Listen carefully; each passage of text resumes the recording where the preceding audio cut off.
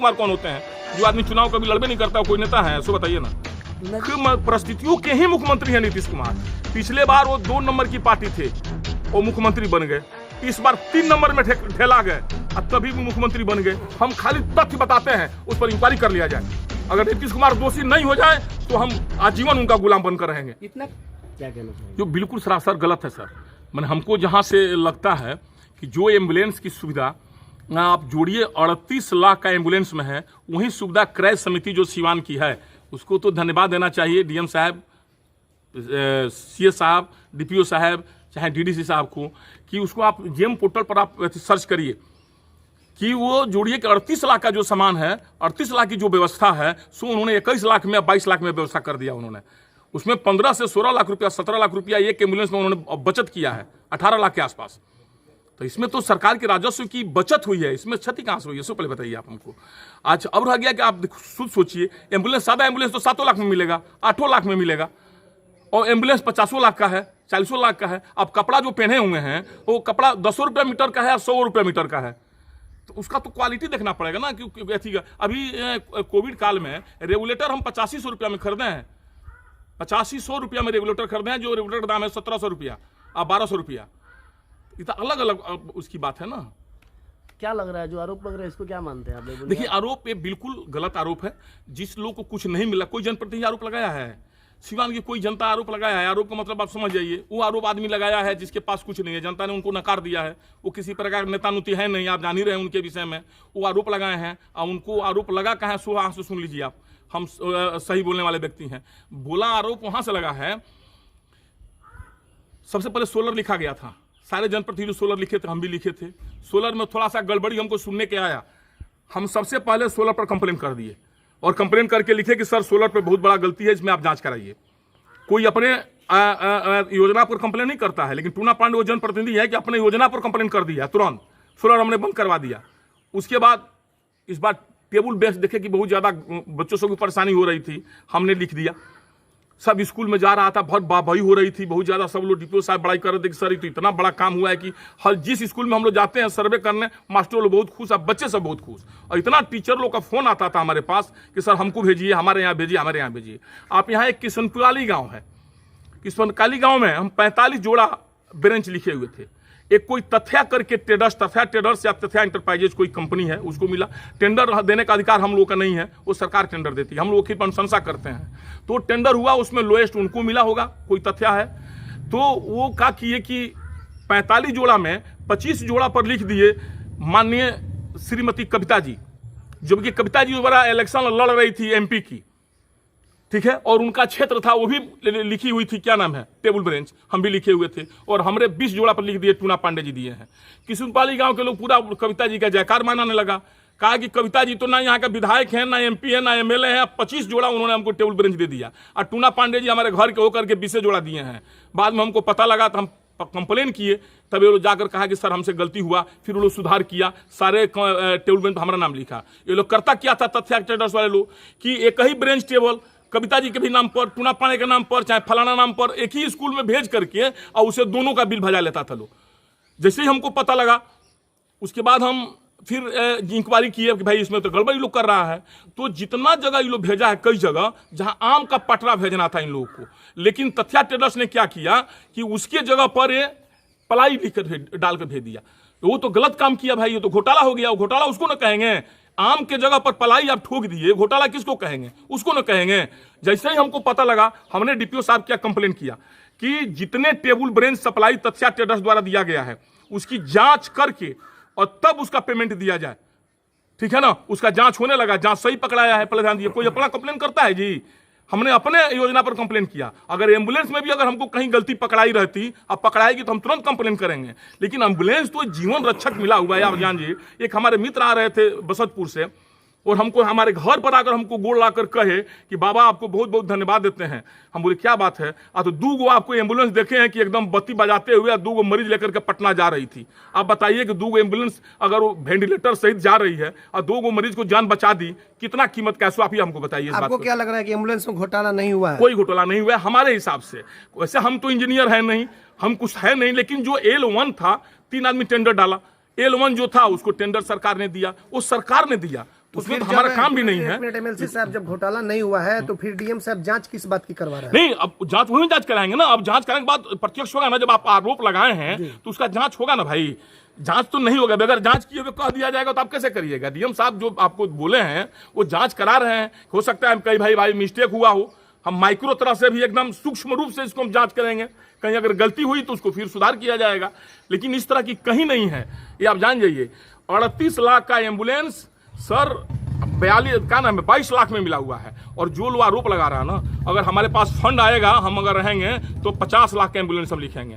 किसी कहने थोड़ी होगा। उन लोगों की आपसी लड़ाई थी, वो तथ्या टेरर्स की लड़ाई है कि इंद्रासन को न मिले, इंद्रासन की लड़ाई तथ्या को न मिले। हमको इससे क्या मतलब है भाई, समझ में कुछ नहीं आ रहा है इन लोगों को। तथ्या अपना टेबल ब्रेन जो दिया है वो अपना बचाए ना ब्लैक लिस्टेड होने से। पहले तथ्या बचाए कि ब्लैक लिस्टेड किस तरह हो रहा है कि नहीं हो रहा है, क्या कर रहा नहीं कर रहा। वो इंद्रासन पर कर रहा है, इंद्रासन उस पर कर रहा है, उससे जनप्रतिनिधि को क्या मतलब है भाई? आप टेंडर डाले हुए हैं, आप ही क्यों नहीं एथी का टेंडर डाल दिए, क्या नाम एम्बुलेंस का डाल दिए? तो वो लोग आपसी लड़ाई में सब कर रहा लो। नेता लोग जो हारे हुए नेता लोग हैं, जो जिनको कोई सरोकार नहीं है, जनता नकार चुकी है, अपना वो सब कंप्लेन कर रहा लोग। इतना देखा जाता है कि आप बीजेपी के एमएलसी होते हुए नीतीश कुमार पर खुलेआम बोलते हैं, किसी तरह का आपको डर नहीं लगता? आखिर क्यों इतना खुलेआम आप बोलते हैं? सर, नीतीश कुमार के कोनो कोला में थोड़ी हमारा जन्म हुआ है जी। सो बताइए ना, हमारा अपना इतना बड़ा घर द्वार है, हम अपने बाप माँ के पेट से पैदा हुए हैं, कोनो नीतीश कुमार के हमारा जन्म हुआ है? और नीतीश कुमार के रहमो करम पर हम उनको जिंदाबाद करने वाले नेता थोड़ी हैं। अरे सिवान की जनता जिंदाबाद, सिवान की जनता हमको जिताई है। सिवान की जनता की हम जो भी कहिए साफ करने के लिए हम साफ करेंगे, सिवान की जनता की सेवा करेंगे। नीतीश कुमार कौन होते हैं? जो आदमी चुनाव कभी लड़बे नहीं करता, कोई नेता है? सो बताइए ना। टूना जी, आपने कहा कि नीतीश कुमार परिस्थितियों के मुख्यमंत्री है, हाँ जी। कहीं अभी तो साहुद्दीन की तरह लोग प्रेरित नहीं रहना चाहते इस बात नहीं, से? देखिए साहबुद्दीन साहब का इसी का तो सजा मिल गया। अब हमको भी डर लगने लगा। मुंह से तो निकल गया, सत्य बात तो निकलता है, चटाक दे बात स्पष्ट है, झूठ बात बनाया जाता है। सच बात हमारे मुंह से भी एक बार की बात निकल गया कि मुख्य परिस्थितियों के ही मुख्यमंत्री हैं नीतीश कुमार। पिछले बार वो 2 नंबर की पार्टी थे, वो मुख्यमंत्री बन गए। इस बार 3 नंबर में ढेला गए और तभी भी मुख्यमंत्री बन गए। वो पिछले जन्म के तो भाग्यशाली हैं, वो परिस्थितियों के तो मुख्यमंत्री है ना जी। मुख्यमंत्री बनने लायक हैं, न चुनाव लड़े हैं, न चुनाव जीते हैं, और 3 नंबर की पार्टी है, फिर भी मुख्यमंत्री है। सब लोग उन्हीं को नेता मानता है। अब इससे बड़ा विडंबना और क्या होगा? और सत्य बोलने की सजा मिली हमारे माननीय पूर्व सांसद मोहम्मद साहबुद्दीन साहब का।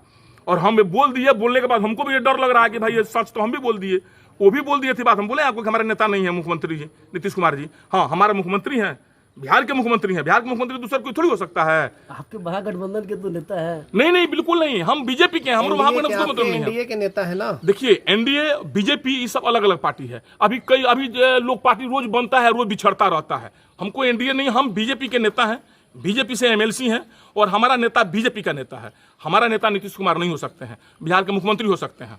अब बीजेपी के मंगल पांडे को भी आप नहीं छोड़ते हैं, सुशील मोदी को भी आप नहीं छोड़ते हैं। देखिए, आप लोग को और जनता को ऐसे ही जनप्रतिनिधि चाहिए। जनता के जनप्रतिनिधि ऐसे नहीं चाहिए कि जो अपने सीनियर नेता का खाली गुणगान करे। अगर हमारा सीनियर कोई गलत कर रहा, हमारा बड़ा भाई अगर कुछ गलत किया और हम बीच में आकर एकदम सही बात अगर बोल दिए, तो उसको शाबाशी मिलनी चाहिए, उसको वाहवाही मिलनी चाहिए कि हमारा भाई गलत कर रहा है, हम उसी की तरफ से बोलते रहेंगे। हम उसमें के नेता नहीं हुए, तो हमारी तो उसमें अथी होनी चाहिए ना। और साहबुद्दीन साहब की लोकप्रियता उसमें क्या मिला? उनको तो पब्लिक कितना लोकप्रियता दे रही थी जब भागलपुर से आए, और यहाँ के सिवान के नेताओं लोगों को लगा कि तो घड़ियालू आंसू लोग बहाना चालू कर दिया कि अब तो साहबुद्दीन साहब आ गए भागलपुर जेल से, उन लोगों का तो रोटी चलेगा नहीं सिवान में। वो लोग लगा हला करने। साहबुद्दीन साहब जब तिहाड़ जेल चले गए तो सिवान में मर्डर रुक गया क्या? सिवान में हत्या नहीं हुआ क्या? साहबुद्दीन साहब के जाने के बाद हत्या हुआ ना। एक षड्यंत्र रच करके उनको तिहाड़ जेल भेजा गया। यहाँ के जो स्थानीय नेता लोग थे, घड़ियाली आंसू उनके मरने के बाद बहाना चालू कर दिया। सरकार तो आप ही की थी तो।